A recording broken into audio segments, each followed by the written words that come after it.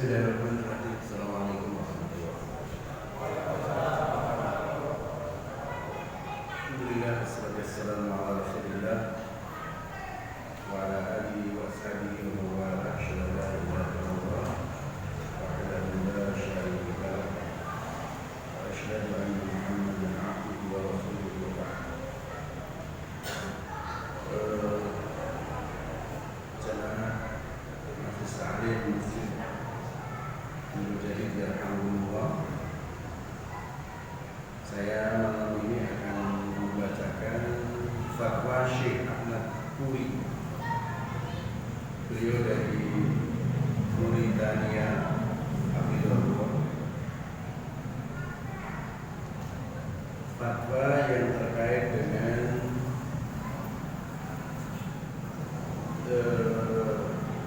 musibah yang terjadi di dunia ini,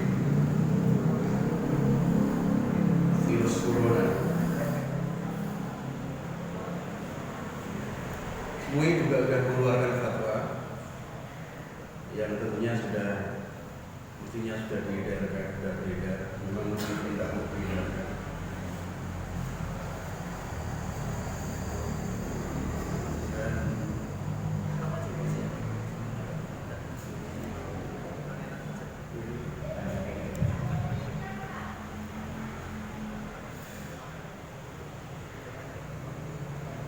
Dan ini menjadi problem dunia saat ini, melanda di dunia dan dirasakan oleh seluruh masyarakat dunia.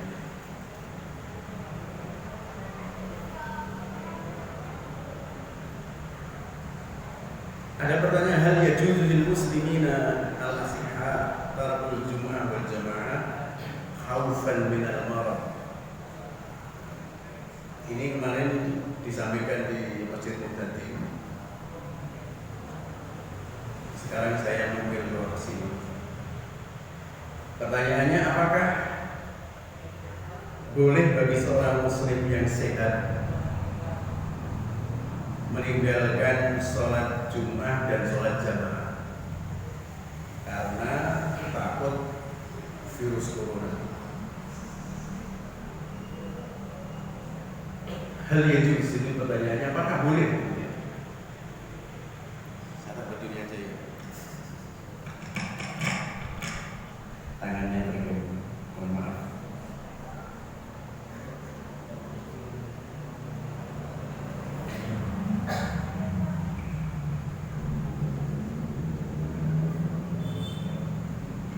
Ini karena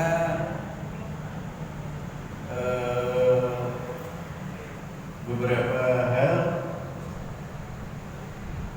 yang terjadi. Ada perbincangan yang terkait sampai ada masjid yang ditutup, tidak boleh sholat jamaah. Itu terjadi. Tidak berangkat ke masjid sholat berjamaah karena tempat berkumpulnya manusia. Tidak berangkat sholat Jumat.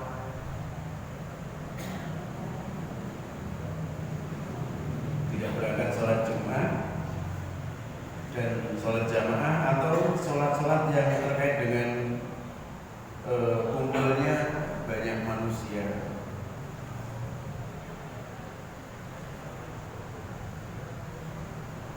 Kemudian beliau dijawab beliau sampai ada 10 jawaban. Menjawab satu soal tetapi jawabannya 10. Yang pertama, fil khawfi minal aduwi al-muhaqqaq indal kita fi sabilillah lam tasqut al-jama'atu fa kaifa tasqutu bisababil khawfil mutawahhim minal marad. Yang pertama, takut dengan musuh yang jelas di depan kita di saat terjadi pertempuran. Itu aja kewajiban sholat jamaah dan Jum'ah tidak gugur. Jadi di saat terjadi sebuah pertempuran, qital, jihad, itu sholat jamaah kita tidak gugur. Tetap sholat berjamaah dengan aturan yang diatur di dalam syariat. Kemudian bagaimana harus meninggalkan sholat jamaah atau sholat Jum'ah karena sebab takut sakit. Jadi karena takut nanti kalau berangkat ke masjid nanti kena virus, sebenarnya virus itu sendiri adalah salah satu dari sekian banyak sebab kematian. Dari sekian banyak kematian, tapi ini penyebab salah satunya gitu ya. Jadi kenapa yang ditakut ini?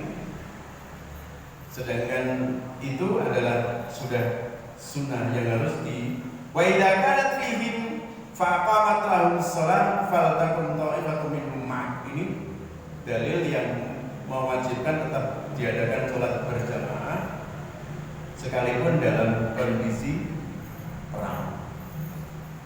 Sholat Jum'ah sekalipun dalam kondisi perang, apalagi karena takut sakit.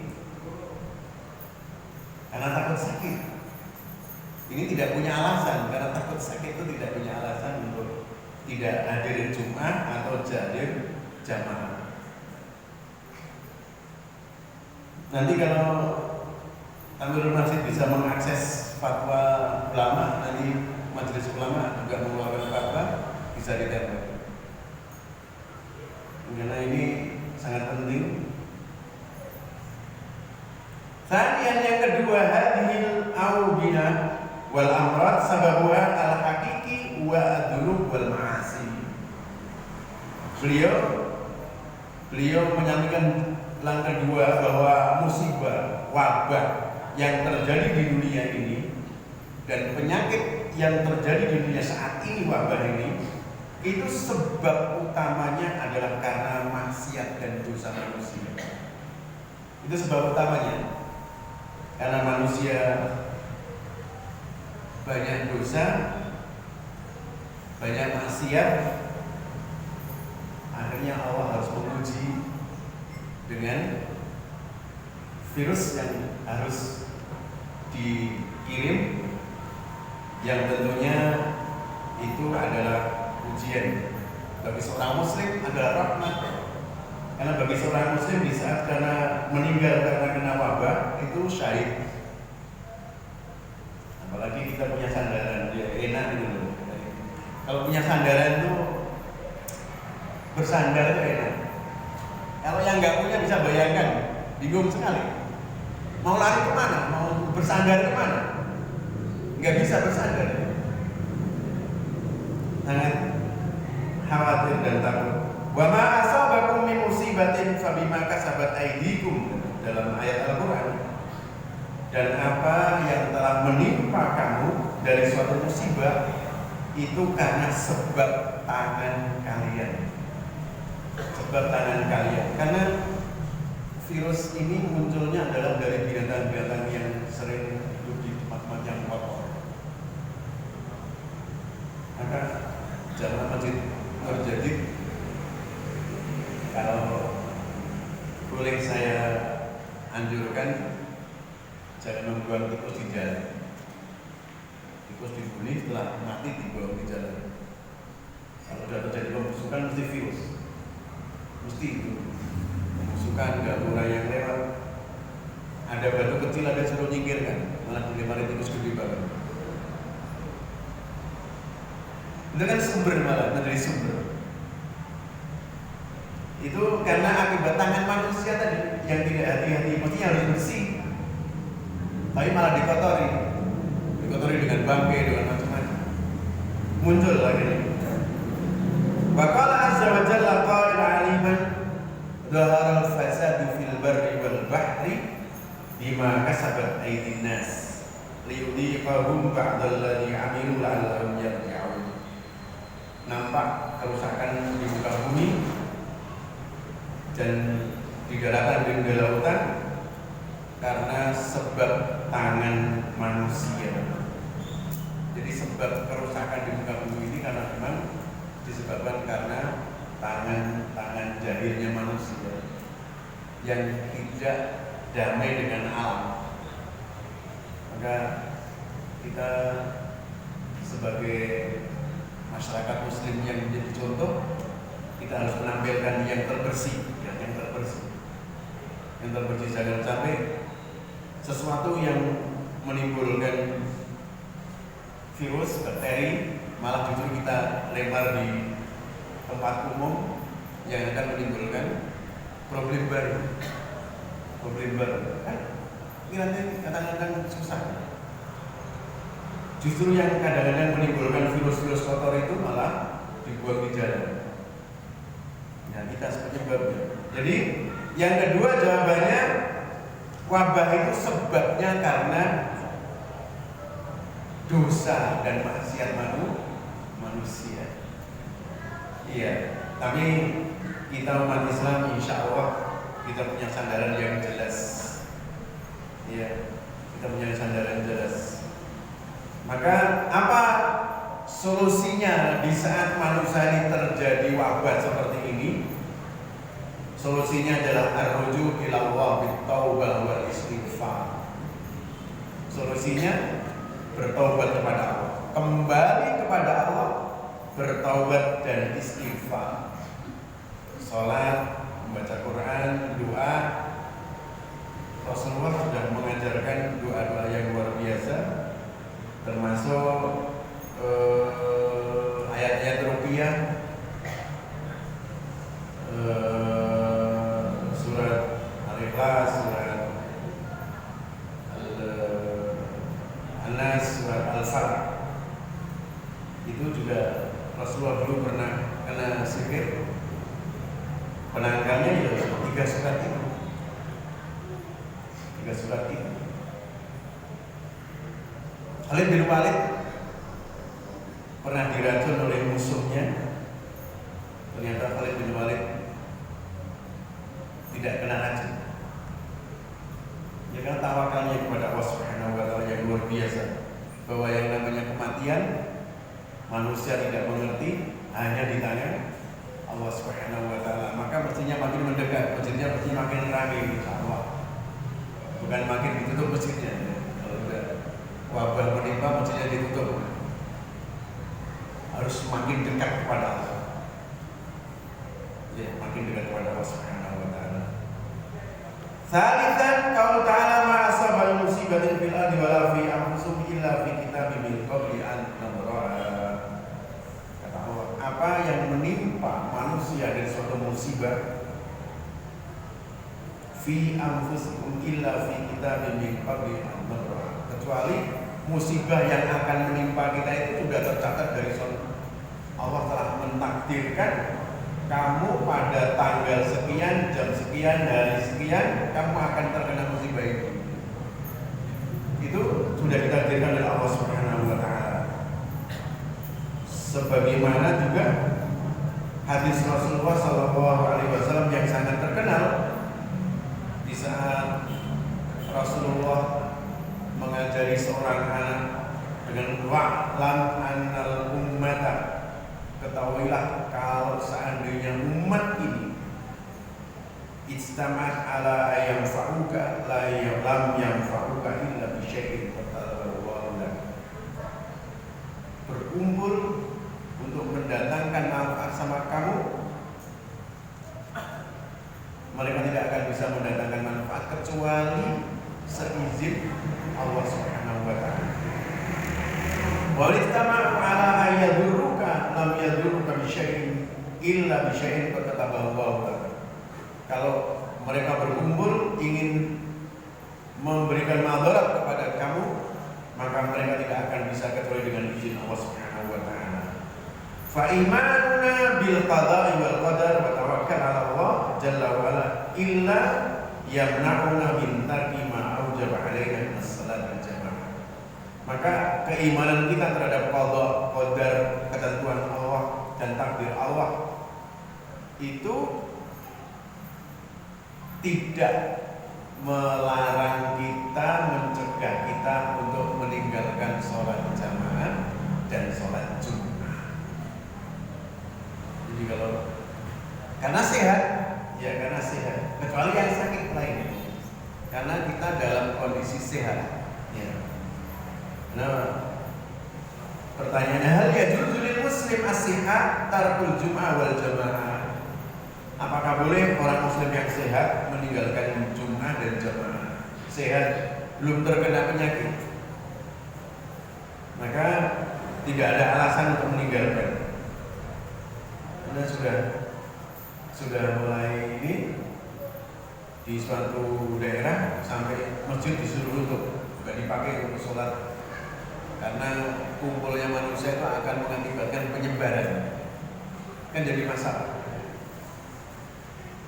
Akan menyebabkan penyebaran virus. Tidak, insya Allah tidak, karena kita selalu bersih.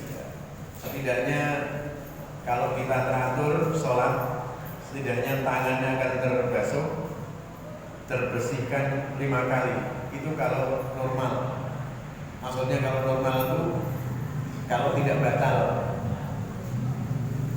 Belum nanti ditambah dengan sholat sunnah, sholat duha, sholat-sholat yang lain, maka kita ini selalu terjaga dan dibersihkan setiap saat.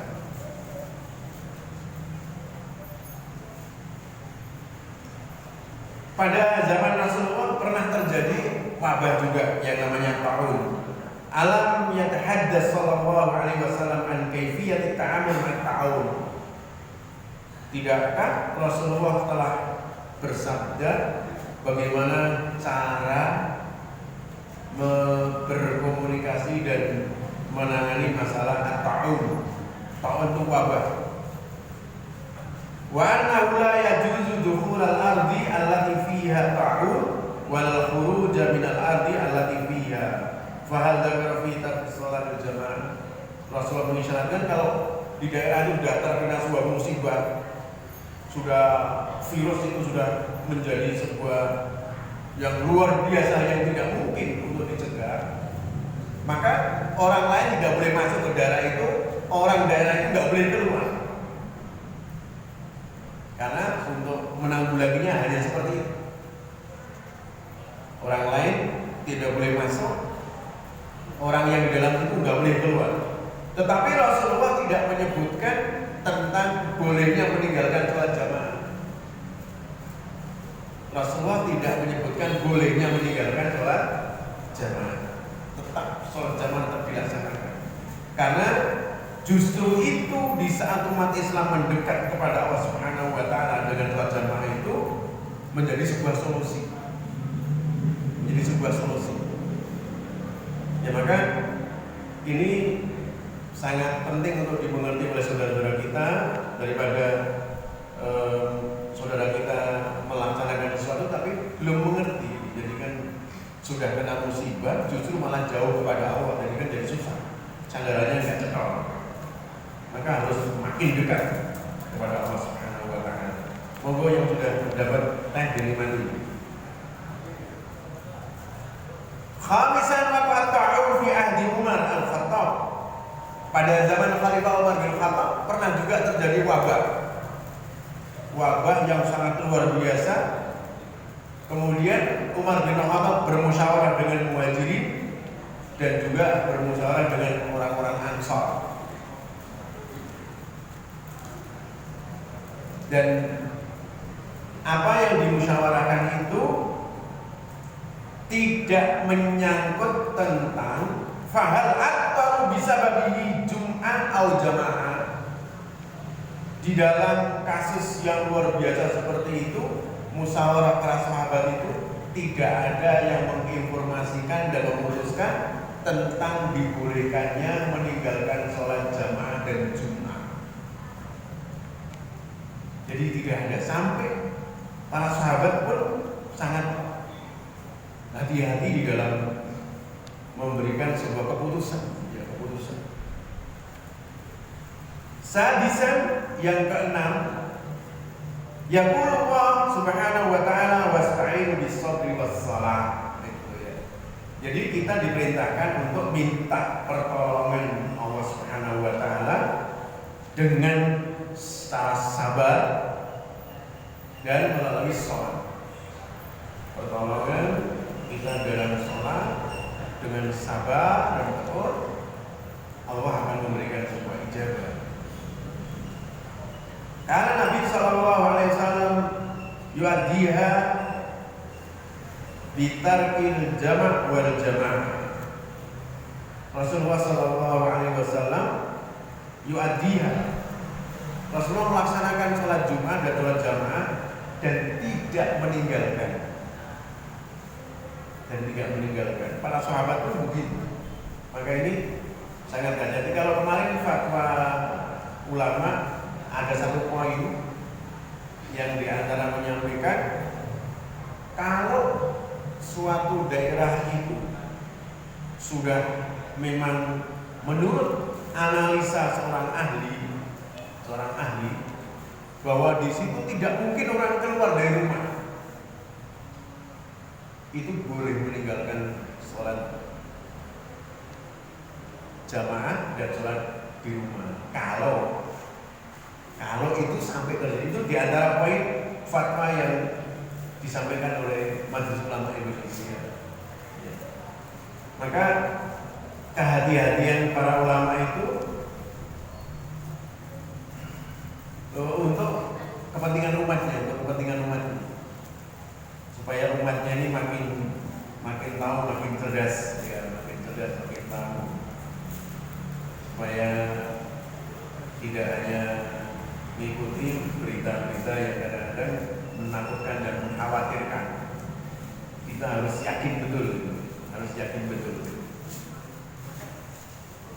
Dalam jawaban nomor 7 adalah yaqulu sallallahu alaihi wasallam man shalla subha fi jama'atin fa huwa fi dhimmatillah. Barang siapa yang sholat subuh dengan berjamaah, maka dia dalam tanggungan Allah.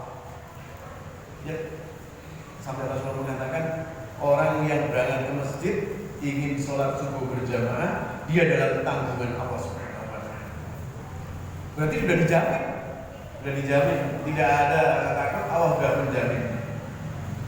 Luar biasa. Ini pendidikan yang luar biasa. Sebenarnya di saat kita yakin dengan seperti ini, yakin kepada Allah, keyakinan kita yang luar biasa itu sebenarnya imun yang sangat luar biasa. Suntikan semangat dan luar biasa, imun itu. Ya. Kalau orang mungkin banyak minum vitamin C, banyak mengkonsumsi, itu boleh, nggak apa-apa. Tapi jangan lupa, imunisasi yang paling utama adalah keyakinan kita kepada Allah Subhanahu wa taala. Kalau yang lain tadi ada sekunder, tambahan aja. Tapi di saat keyakinan kita kepada Allah nggak ada, akhirnya hati kita was-was, kita khawatirnya luar biasa, ya akhirnya gangguan psikologinya, kemudian akhirnya drop. Maka imun kita yang paling kuat adalah keyakinan kita kepada Allah Subhanahu wa taala. Rasulullah mengatakan man shalla as-subha fi jama'atin fa huwa fi dhimmatillah. Barang siapa yang keluar rumah berangkat ke masjid untuk sholat subuh, maka orang tadi dalam tanggungan Allah Subhanahu wa taala. Itu harus yakin. Keyakinan yang luar biasa itu akan menjadi sebuah benteng yang kuat untuk menghadapi segala keraguan dan segala pengaruh kelemahan yang ada di dalam dan di sekitar kita. Maka itu harus menjadi sebuah keyakinan yang luar biasa. Tsaminan idza kana sallallahu alaihi wasallam ya'dan lil a'ma fi takhalluf 'an al-jamaah ma'a qawlihi bi annahu la qa'ida lahu wa anna al-madinata kathratun dawam was-sibah. Alasan yang Berikutnya Bilal bin Rabah, seorang hamba yang buta, sahabat Rasulullah, pernah izin sama Rasulullah, ya Rasulullah, saya izin untuk tidak berangkat jamaah di masjid karena saya buta dan saya tidak punya seorang yang menuntun ke masjid. Nggak punya penuntun, orang buta. Kondisi Madinah waktu itu masih kondisi yang banyak binatang-binatang yang sangat menakutkan. Dan itu terus terang minta izin sama Rasulullah. Penuntunnya tidak ada, kondisinya buta, binatang-binatang yang masih buat juga masih banyak. Rasulullah kemudian bertanya di saat Rasulullah mengizinkan, dan kemudian ditanya, hal sami'tan nida, apakah kamu Abdullah bin Maktum, apakah kamu mendengarkan azan? Na'am ya Rasulullah. Ya Rasulullah, saya mendengarkan azan. Fa'ajib, kata Rasulullah, maka kamu wajib datang. Ini seorang buta, nggak punya penuntun, tapi dia bisa mendengarkan azan, maka Rasulullah bilang wajib datang ke masjid. Kemudian yang menjadi pertanyaan, apa alasan orang yang karena takut sakit kemudian alasan tidak ke masjid? Baru takut dulu ya, belum sakit. Apa alasannya?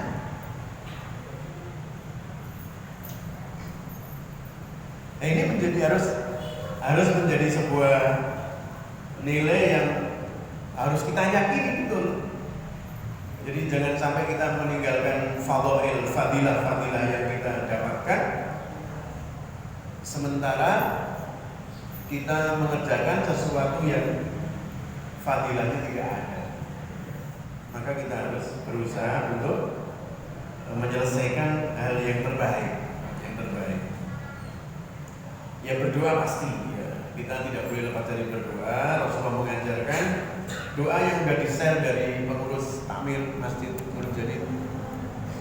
Semua sudah menerima, mungkin Allahumma inni a'udzubika minal baras wal junun wal min sayyi'i al-asqam. Itu doa yang Rasulullah ajarkan. Di samping jangan lupa selalu membaca surat Al-Ikhlas, Al-Falaq, Al-Nas 3 kali Rasulullah. Di saat kena sihir yang dibaca juga itu Al-Fatihah kemudian surat. Luar biasa, itu menjadi sebuah penanggal sihir pada saat itu, dan sampai sekarang kita masih bisa menikmati itu ya. Jangan dilupakan. Itu yang harus ditanyakan, apa alasan kamu tidak sholat ke masjid? Apa karena takut sakit? Kan belum sakit ya. Tapi kalau sudah sakit, jelas sakit, ada udzur dan dibolehkan, udzurnya itu dibolehkan. Tasya dapatkan Nabi Sallallahu Alaihi Wasallam idza hazbahu amran badiran as-salat, fal idza hazibna virus corona natrukus salat wal jamaah wal jum'ah. Rasulullah jika ada musibah, terkena wabah, Rasulullah itu segera melaksanakan sholat, segera mendekatkan diri kepada Allah Subhanahu wa Ta'ala. Kemudian pertanyaan, apakah kita orang-orang yang kayak kita ini yang belum jelas ini, kita ini kan belum jelas, ya mudah-mudahan kita statusnya ya buat disamakan atau status kita disamakan masuk surga.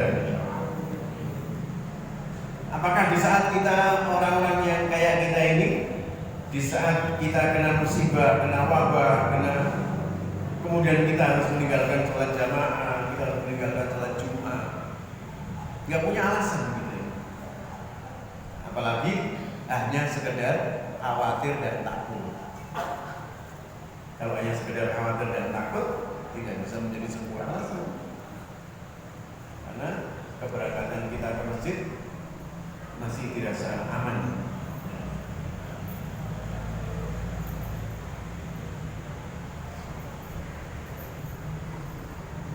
Laqad kana fi kulli madinatin islamiyyatin jami'un wahidun yusalli fihi al-jami'. Wa qad kana yusibul muslimina al-waba' wa ta'ud min hinin li akhar fa afta ahadun min ulama muslimin. Dulu pada zaman dahulu, setiap kota orang muslim itu mesti masjid jami'nya hanya satu, masjid jami' yang khusus untuk sholat Jumat. Jadi seluruh satu kota itu hanya kumpul di satu masjid. Satu kota kumpul dalam satu masjid. Kalau sekarang masjid bisa jadi satu RT bisa sekian masjid. Di sini satu jalan ini ada 3 masjid, sananya ada 2 masjid lagi, sana ada lagi.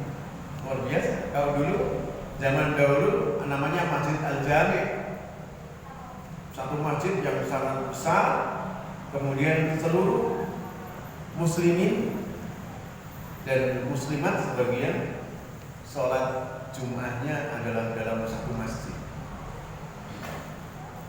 Di saat mereka kena musibah, di saat mereka kena wabah dan ta'un, dalam sebuah sejarah sepanjang sejarah itu tidak ada fatwa yang mengeluarkan para ulama untuk menutup masjid. Enggak ada. Justru malah dianjurkan mereka harus lebih dekat kepada Allah Subhanahu wa Ta'ala. Bukan malah ditutup, tapi dianjurkan, dihasut, didukung dan didorong untuk lebih dekat kepada Allah Subhanahu wa Ta'ala. Nah, ini menjadi sebuah peringatan bagi kita supaya kita tetap hati-hati dalam memberikan sebuah pengarahan kepada saudara kita, takmir masjid atau yang punya wewenang, sehingga masyarakat tetap dalam kondisi yang tenang, sehat. Ini bicara masalah yang sehat ya, bukan yang sakit. Bicara yang masih sehat, bukan bicara yang sakit. Adalah mereka tetap beraktivitas ke masjid. Ada sebagian yang menginstruksikan supaya karpet digulung setiap hari dipek, monggo silakan. Tapi yang jelas ini setiap hari dibersihkan, divakum juga ada masalah. Artinya bagaimana tetap namanya kebersihan itu di dalam harus dijaga. Namun yang jelas masjid itu adalah lebih bersih daripada pasar, ya, daripada pasar. Lebih bersih dan lebih bisa mentakwa kepada Allah Subhanahu wa Ta'ala. Bapak Ibu dan saudara sekalian, ini fatwa yang dikeluarkan beliau dari Syekh Ahmad Al-Buri dari Mauritania. Beliau mengeluarkan fatwa karena cintanya beliau kepada umat, karena sebagian daerah itu sampai masjid-masjid harus ditutup, mereka tidak boleh berkumpul di masjid, musola ditutup, nggak boleh sholat dan sholat, khawatir terjadi sebuah penularan. Kalau sudah memang dia sakit, nggak boleh ke masjid, tapi yang sehat tetap ada di masjid, yang sehat tetap ada di dalam musola, yang sehat tetap ada di musola. Yang sudah terindikasi sakit, memang dia harus diamankan dan diselesaikan. Bapak Ibu dan saudara sekalian, ini yang bisa kami bacakan, mudah-mudahan bermanfaat. Ada juga terjemahannya nanti kalau bagian takbir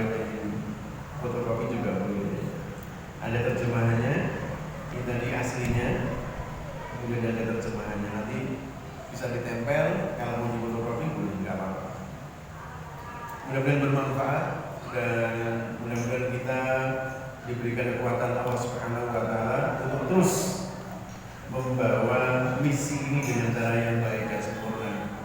Dan mudah-mudahan kita sampai akhir hayat kita diberikan kekuatan untuk terus berpegang teguh keyakinan kita kepada Allah Subhanahu wa taala sebagai imun kehidupan kita, dan kita menjadi orang yang luar biasa. Subhanaka Allahumma wa bihamdika